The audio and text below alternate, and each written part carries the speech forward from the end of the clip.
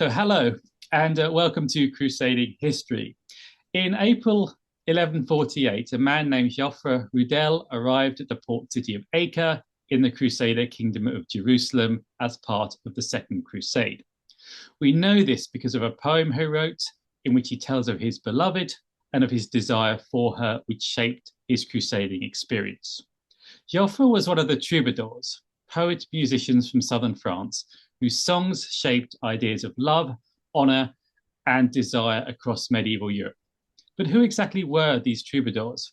What sort of things did they write and sing about? And how did their ideas of longing, loyalty, and devotion help shape the crusading movement, both in its ideals and in the way it justified itself? Joining me to discuss the troubadours, their poetry, and their influence on the experience and imagination of crusading is Professor Linda Paterson, who is Emerita Professor of French Studies at the University of Warwick and author of many tomes on the troubadours, including most recently this one, The Troubadours, published by Reaction Books in 2024. And I'll put a link to that in the description box below. Linda, thank you very much indeed for joining me today. It's a pleasure. Thank you for having me. Thank you. So the troubadours came from Occitania and from about the beginning or the mid 12th century. So where is Occitania and what was the political situation like at the time the troubadours were writing and composing? Okay. Occitania is actually a convenient term for something that didn't really exist, but it includes about 2/5 of modern-day France, from, say, the Gironde up through the Auvergne and down to northern Italy, well, now to the border of Italy. And it's also regarded as including Catalonia and Aragon. Certainly that was an area where the troubadours were. I hope that answers your question. Yes, I think so. That's basically southern France and northeastern Spain, that kind of region. Indeed. I mean, there were lots of troubadours in Italy as well, and further afield. Well, I suppose you could. The political situation is complicated, but basically you could say that it involves a lot of independent baronies, even monarchies, and castellanies, and importantly, independent cities or quasi-independent cities like Toulouse. Okay. And the troubadours were quite closely linked to some of these political centres and some of these courts around at the time. Absolutely, yes. I mean, the centre of activity for them was the courts, but the courts could be very varied. And I like to look at it in terms of the court just being where a leader is. So it could be anywhere, but it might be an important court such as Toulouse or the court of Aragon. But a lot of the activity took place in smaller places, in local castles, for instance. Okay, thank you. So what do we actually know about the identity of the troubadours themselves? Who were they? How many do we know about? And how do we know what we know about them? Okay, right. This is where I check my figures because I can never remember. So there are some 460 named troubadours, of whom about 20 were women. And how do we know about them? We know about them from medieval songbooks. So in the 13th and 14th centuries, there were people who went around collecting these songs and putting them in very, very nice manuscripts. Well, some of them were more beautiful than others. And one of the ways in which the compilers organized the songs was under the headings of different troubadours. So we get a lot of names from that. We also get, sometimes the troubadours name themselves or they name each other in their songs. So that's how we know who they are. Okay, and so how many of those 460 you think we actually have names? Is that all 460 we have names for, or are there some we Yes, don't? and then there would be anonymous as well as that. Right, okay, so there were probably maybe thousands of troubadours active in the area. There might have been, yes. I mean, who knows? Okay, Yeah. so we're talking, we sort of start seeing them appear from the mid 12th century. How long did this? Well, no. Go back to the end of the 11th century. Oh, okay. Okay. William the Ninth of Aquitaine. Right. Yeah, Okay. So, decade of the 11th century. okay. So when we go from the end of the 11th century, how far through time do they go, the troubadours? When did this kind of movement come to an end? Well, it trails on. I mean, when I was putting together the references to the Crusades, the latest ones are the early 14th century. Mm. But then they get taken up in by other languages, in Catalan, in Portuguese.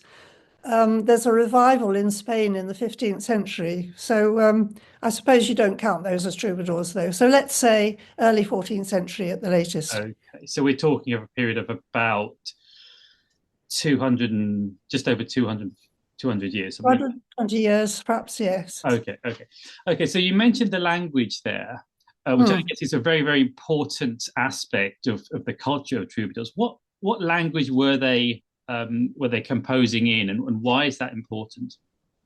Well, they were composing in what we call Occitan. It's a convenient word for Provençal. Um, it's also convenient to regard their language as a sort of coine, a literary coine. So troubadours will have had their own local dialectal forms, but these tend to get erased in what has survived of their poetry. Okay. Why is it important? I'm not quite sure how to answer that. It's important that it's important that it's vernacular Mm, and that it's carrying a secular tradition, mm, which in quite a lot of ways is opposed to the Latin ecclesiastical tradition of the church. okay. So in that sense, then the fact that they're writing in a vernacular language Yeah, gives us as historians a different perspective on the society in which they were, on that society. I.e., you have the Latin churchman's sort of sources, which gives you one exactly. perspective, and then you get the Provençal vernacular giving you. I mean, how when we're talking about, if we just move briefly onto crusading now, how different is it, or the perspectives on crusading from what the Latin churchmen are saying to what these vernacular text troubadours are talking about? Yeah. Well, in some ways it's the same. I mean, in some ways, the some troubadours are voicing the church's call to go on crusade. But there are quite a lot of songs of dissent, which I think you Mm. do find in Latin as well, but I don't know so much about that. Oh, Of course, the troubadours were facing the Albigensian Crusade, which is a crusade against them. mm. And so there's a great deal of dissent and hostility to what the church is doing. Okay.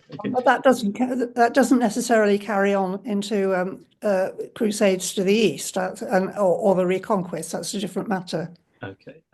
So we'll talk about the Crusades a bit more later. But in how unusual or not were the troubadours in a broader medieval European context? I mean, were there similar writers in northern France, for example, in Germany, Italy, these kinds of places?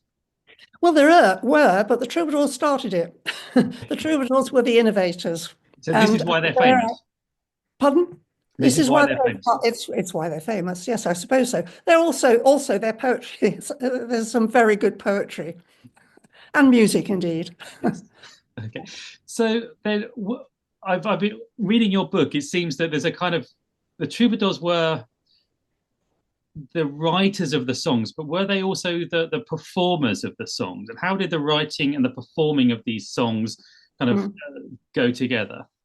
Well, very often they would perform their own songs, Mm, but they might have tame jongleurs or mm, joglars who would perform as well. Gerard de Bornelia, for instance, had two of his own who would sing for him. There's a very famous, well, famous in a certain context, song by the troubadour Pere d'Alvergne, who does a sort of skit. There's a big meeting in Spain after a big wedding, and he does a sort of skit where he takes a stanza of each each stanza of his song is devoted to another troubadour, and he picks on his mannerisms and his reedy singing voice, and where he doesn't know whether he's going up or down in his singing. So yeah, I mean, originally they will have sung their own, but then they will also give a song to a jongleur to take it somewhere else, maybe to a friend, maybe even to the Holy Land. Yes, they've performed their own, but then many other people will have performed them as well. Okay, so from that anecdote, it sounds like there's quite a lot of, or possibly a lot of competition between these performers. Is that right? Yes, absolutely. Yes, I mean they will often be making fun of each other, and they also join together in playful debates. So one of the entertainments at a little court, maybe a big, well, not necessarily just a little one, will be two or more troubadours debating a topic, which might be serious or it might be totally silly. Mm. Okay, so then we discussed a little bit how they are related to the courts. I mean, and also who these troubadours were. Now, troubadours could come from any section of society, and they could be related to the court. Is that right? And even maybe one of the nobility. I mean, who? Yeah, How yeah. do they, Well, yeah, the how do they King of relate? Aragon takes part in a debate with Gerard de Bordelia on.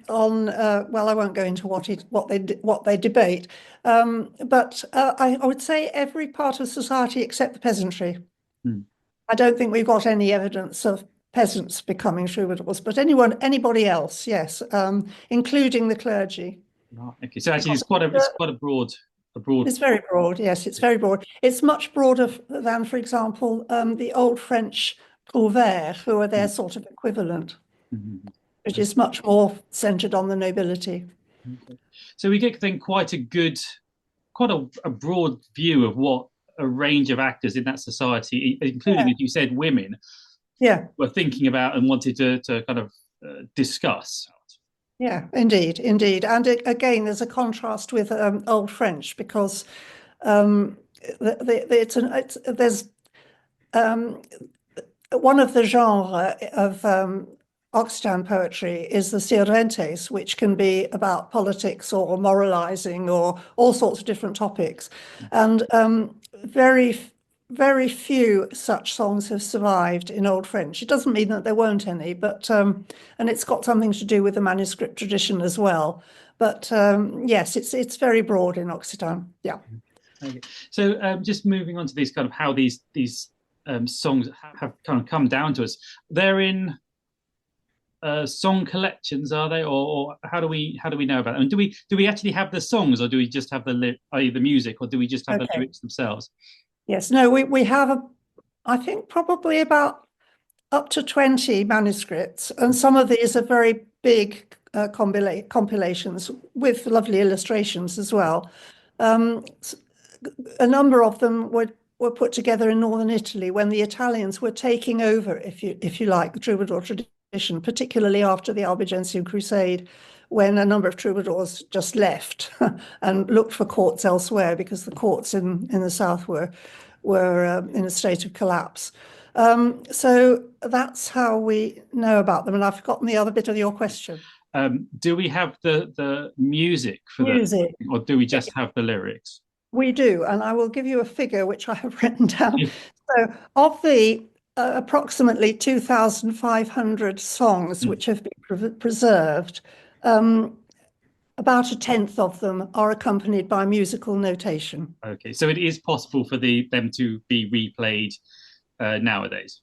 Indeed it is, and if you just type the name of a troubadour or a troubadours, a woman troubadour, into Google, Mm. then you probably find something uh, on YouTube where you can listen to a performance. Okay, well maybe I'll find one of those and put it in the description box as well if anyone watching wants to hear some troubadour Yeah, music. Okay, yeah. so what then did they concern themselves with? What are there certain themes in these songs which appear much more than others, or is it kind of spread out? And what kind of themes are appearing?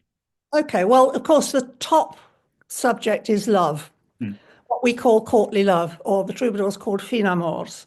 And this was expected always to have a new tune, which Mm. wasn't necessarily the case for other songs. And it was supposed to be the most highly polished and crafted.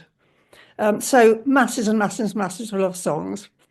But then there are the sirventes, which are political or moralizing or on maybe particular circumstances. And there's a very wide range of those. And sometimes these would be used for propaganda purposes.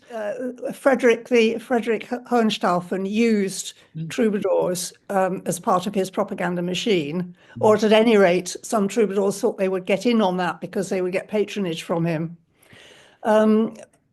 Often they would be critical. So to return to the Crusades, I mean, Bertrand de Born and others were often critical of the leaders of the Third Crusade, particularly because they were taking such a long time in getting going after the fall of Jerusalem.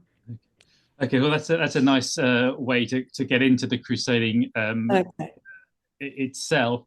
So, as your book does, let's talk about a few of these crusaders themselves. So, obviously, crusading happens in various different theatres by this time. We have some troubadours talking about crusading to the Eastern Mediterranean, to Jerusalem, and that kind of area, and then you have Yeah. other ones talking about crusading in Spain. So the Yeah. first person I mentioned at the beginning was Jaffre Rudel. He Mm. was, as I mentioned, on the Second Crusade, which was a total disaster for the Crusaders. But he's famous for one particular song, whose name is rather daunting, but I'll try and pronounce it. Long quand les jeunes sont longs en maille. En my. Yes. Okay. And how would you translate that into English? Now that the days are long in May. Okay, and Yeah. this text is one part of or has the theme of Amour de Long, which is Logne, yes. which is a very, I understand, one of these. Is this one of these love themes? It is a love theme, yes. I mean, people have gone over this and given all sorts of interpretations to it. Mm. So you can interpret it simply as a love song. Mm. Early on in the commentaries, people tried to relate this to the Crusades and say, well, what he was really singing about was love for the Holy Land, or love for the Virgin Mary, or love for Christ, or and so on and so forth. And the thing is that his songs are very open. You know, they're not specific. I know one scholar actually has interpreted it in terms of love for a particular Saracen, because Geoffrey Riddell talks about a Sarazis, and there's a woman called Sarazi in that area.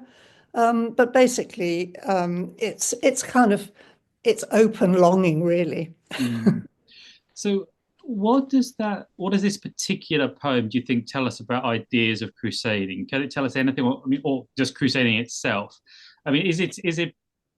I guess if it's open to so many interpretations, it does actually open up quite a broad spectrum of possible Yeah, perspectives on crusading. I suppose. Um, I'm not sure where to go with that, though. Mm. Um, Well, I mean, it could, I guess, reflect possibly, if it is for a woman back in Europe, it yeah, may then reflect the kind of feelings that people who went on crusade had about going. The kind of fact that part of them wanted to go and part of them didn't and wanted to stay at home. absolutely. Yes. I mean, that's a very common theme, actually, in what we tend to call songs of departure. Well, there's chansons de départie, which means songs of parting and departure and parting, all Mm. rolled into one. Yes. So there are lots of songs about the feelings of crusaders who are going and leaving their beloved behind. And that's kind of information you don't get in these kind of rather dry Latin No, indeed, churchman indeed, written indeed. chronicles, isn't it? Yeah, yeah. Okay. So the next one, or the next troubadour, is Bertrand de Born. Mm, He was around at the time of the Third Crusade, sort of yeah. circa 1190. Who was he, and what? I think you mentioned him just before. Who was he, and what is his uh, song about with regard to the Crusades? are his songs, because there are lots of them. No, Yes.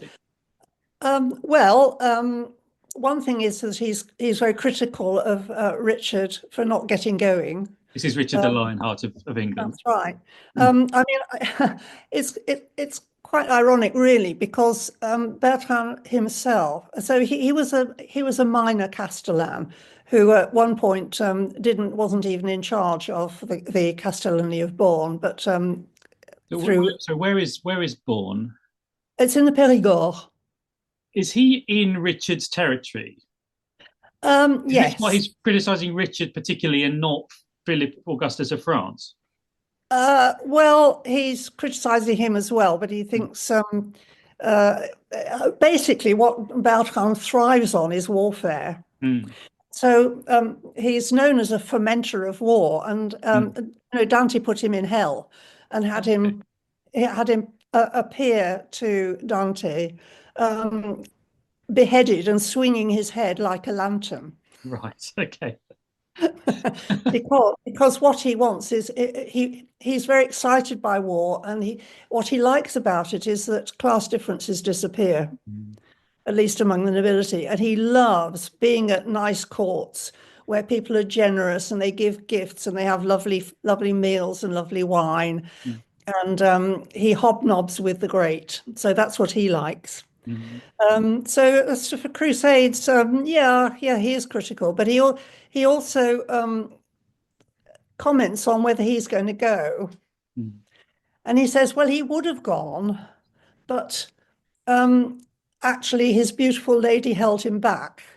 And I think some people think this is part of the it's part of they take it seriously. I don't take it seriously. I think it's just an excuse. He's just he probably doesn't have the money to go. And there is a song where he hints that Richard had promised him something which he hasn't fulfilled, and we don't really know, but it might be the funds to go on crusade, but we don't know. But in his poems, though, he's criticizing Richard, but he's praising Conrad of Montferrat, the Yes, he is. Yes, he's praising him for holding up. Yes, that's right. But it's easy to do, isn't it, if you're at a distance? Yes, yeah. So I guess so. Okay.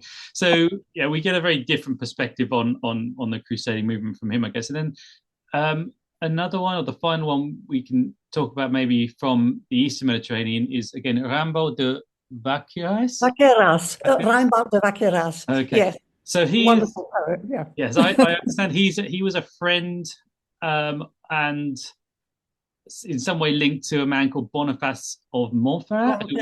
Yes, he was a marquis. Sorry, Marquis, and he's one of the leaders of the Fourth Crusade, the disastrous, even more disastrous than the Second Crusade, which conquered Constantinople from the Greek Christian Byzantines. So, what was his contribution in the Fourth Crusade, and the contribution of his songs? Well, he describes going on crusade. I mean, he wrote something called an epic letter in 3 parts, where he actually describes how he was fighting with Boniface outside the walls of Constantinople. In his gambizon, I think he was not mounted, so yeah, he describes lots of adventures he had with Boniface as well. When Boniface wants to become leader after.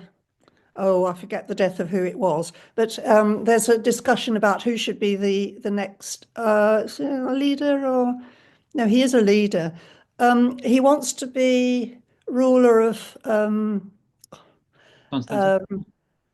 not Constantinople, the other one. Thessalonica. Thessalonica, that's right. Sorry, and there's a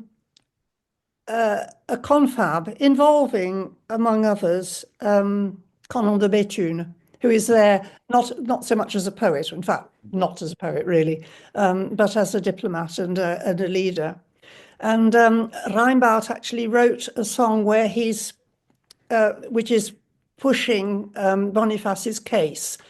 And it's very immediate, actually. I mean, it's kind of when they're sitting there and he's singing this song, as it were, or he's having this, he's making sure that they hear it. And in fact, they do decide in the way that he wanted. So it's interesting as an example of how a troubadour, through his song, can actually influence politics. Do you think that, I mean, how much of an influence would you think that specific song would have had in making Boniface the ruler of Thessalonica? I mean, is it a very like the main cause, or do you think it was just one of many? Oh, I don't Or could know. we not tell? I don't know, but I mean, it's pressure, isn't it? It's pressure. It's like the papers. Hmm. It's like modern media. Yeah, yeah. Okay. So these were yeah songs that would in a, almost be used as propaganda to push somebody's case in Yes, but I think a it was. It political wasn't context. even propaganda on anyone else's behalf, really. Or well, I mean, you could say it was on Boniface's behalf, but I think see, Reinhard had a very special relationship with Boniface because he was the only troubadour we know about who was actually knighted. Mm, He was knighted by Boniface and he became his close companion. So it was a very special relationship. I mean, the other thing that I really like about Reinbach's poetry is that he gives you a sense of how isolated he is, how he can't sing love songs anymore because he's a long way away from any of that. And there's one song where all Boniface has gone off on, I think it's the exposition where he will die, mm. and Reinbach is left in the castle, and all he can hear is picks and shovels being used and reinforcements being made to the castle, and you just feel this is near the end. It's quite spine-chilling, really. Okay. So actually, yeah, we that then gives us another perspective on I guess the experience of crusading, just the kind of loneliness and Yeah. a kind of guess a kind of fear maybe that Hmm. death is at the door at any time. Yes. Yeah. I mean, you certainly don't get these kind of perspectives, as I mentioned before, from these chronicles, which I guess most people studying or who have studied the Crusades use chronicles as the main source source material, but actually Hmm. they actually have quite a narrow perspective in very Yeah. different ways, and these kind of texts help us to see much better the kind of individual experience of maybe the average crusader. I think they do. I think they do. I think they have. They are very immediate responses to particular situations. Yeah. Yeah. Okay, so there are a few of the troubadours who talked about the Crusades to the Eastern Mediterranean, to the Holy Land. There's a couple to discuss, I think, who were um, referring to crusading in Spain. So the first one is Marcabru, who was a kind of Mm. contemporary of Joffre Rudel. So what did Marcabru do? What was he? Who was he? And again, what was his song about with regard to the Crusades? Okay. Who was he? Well, he was. We don't know anything about what his origins. All we know is that he was at the court of William the Tenth. So that's the first troubadour's son. And then when William the Tenth died, he was at a loss for patronage, and he made his way through to the Pyrenees and to Spain, and he found patronage in Spain. Um, and so there he's well, he's getting familiar with the aims of the Reconquest, and then um, I'm not sure which poem you have in mind. Is it Pax in nomine Domini?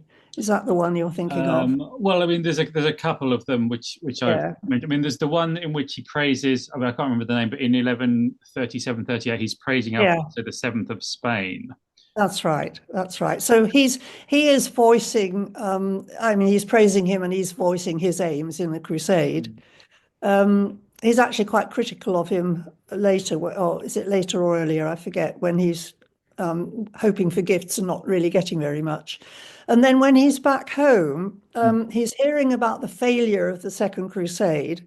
He's hostile to the French Mm. because the French are just about taking over his part of the world Mm. with Louis VII, marrying Eleanor of Aquitaine. Mm. And he's expressing disgust at French failure, and he's saying, "Here's an alternative." It's a famous song of the lavador, of the cleansing place. And he says, "There's an alternative. If you want to go on crusade, go to Spain because this is where you can save your souls." And this is a place where people can be successful. Mm. So he was critical of the Second Crusade after it had failed, then, not Yeah. before it was set off. Yes. Actually, there is a song, and it's not totally easy to interpret it, where he takes on he's a poet who takes on different personae. And in this one, the first person speaker is a philandering knight. So it's an ironic persona. Yeah. And he comes across the daughter of a lord of a castle who is weeping under a tree. And he says, "Oh, you shouldn't be weeping because this spoils your complexion." And she says, "Ah, well, I am because my beloved has gone off onto the crusade because of the order of King Louis, has sent out the summons." Now, you could say that there's an element of criticism of the girl as well, in that she's standing in the way of her lover going on crusade. On the other hand, there's so much in Marlborough which is critical of the French that I'm inclined to see this as just one more example of how he can have a dig at them. Okay. So actually, his songs then show us the tension within Europe. I mean, not maybe not to do with the Crusades themselves, but actually the kind of, I mean, nations isn't exactly the right term, but that kind of the problems and disputes between different nations, different rulers Yes. at the time. Yes, you could indeed say that. Of course, he was also in favor of the Second Crusade, or it being done properly with the right intention. Mm. And it seems as though he was critical of that he heard rumors coming back about Eleanor, and he was critical there, although this is subject to interpretation. And he doesn't like, I mean, you mentioned rivalries earlier. He's not very keen on Geoffrey Rudel and his airy fairy love poems. Yes. Um, and um, he does actually send a song to Geoffrey Rudel overseas, but there's another song in which I think he implicitly, but not, he doesn't make it explicit that he's attacking Geoffrey Rudel, but because of the nature of the song, he is attacking this sort of love song and saying this is all a lot of rubbish, and people who go in for love need their heads examined. He sends a song to Geoffrey overseas, and then he says, "Well, let's hope it cheers up the French." But it is, again, there's a bit of an ironic twist there because it's as if they need it. Well, I mean, certainly after the Second Crusade, they probably did. They did afterwards, yes. But he's much more positive about crusading in Spain. Yes, he's totally positive about that. But then I think you have to take account of the need for patronage, don't you? He's he's echoing what he thinks will ingratiate him into important patrons. Okay, so it's not just the fact that they're in Spain. They're much more successful than they have been in the Holy Land with the Second Crusade. I don't think it is really. I mean, I don't know how much he really believed in it. I think it's part of his job, but that's being too cynical. Okay, Yeah. possibly. Okay, so then the last one is by a man called Galvadin. Gavaldon. And it's called Gavaldon. Senor Penos Pecates, which my Los very Peccats, yes, Peccats. sorry, I imagine means something like Lord for our sins. Is that right? Yes, that's right. Okay. Yeah, So yeah. this was composed, is this around 1210, 1212, that kind of I think time? so, yes, yes. And this was used, as I understand it, as a recruiting tool for a crusade. But I mean, the main thing that comes out of it is just how frightening Mm. the Arab successes in Spain are. Mm. It's a bit more that he's frightened that they're going to come over and they're going to come to where he is, which is in the south of France, and spread over everything and kill everybody and eat up everything like a band of locusts. The Muslims who he's worried about, the Almohads, this kind of fundamentalist Berber Sunni Muslim group that, Yeah. as you say, have taken over Spain at this time. But this is just before the big battle of Las Navas de No, that's, Tolosa, yes. Yeah. which is one of, they are, the Christians, very, very afraid of Mm, the Almohads, and because the Almohads have been quite successful in yeah. these, and they try and create this crusade, and it is actually successful. They do win this big battle, and Almohad power is kind of almost broken in Mm, in Spain. I mean, it goes on for a few decades afterwards, but that's really the last big battle. And mm. this particular song, I have been told, is a recruiting, or was a recruiting tool for that crusade. Okay. Well, that's interesting, but I don't know that. Okay, fair enough. Okay, but what these various different songs show us, I think, is different, very different perspectives on crusading from different people, different Mm, times, places, and yeah, we seem to get a big range of yeah, perspectives and ideas about what mm. crusading is, the experience of crusading amongst different people. I would agree with that. Yes, absolutely. Yeah. Okay, okay, brilliant. Okay, well, I think that's very good point to wrap it up. Thank you very much You're for joining us welcome. today. It's been really interesting hearing about the Troubadours. I had almost no idea about them before I read your excellent books. Thank you very much for your time, and thank you very much for watching. Please do like, comment, and subscribe if you would like to. Thank you very much, and I'll see you again in a couple of weeks with a new one. Thank you. Thank you. Bye-bye.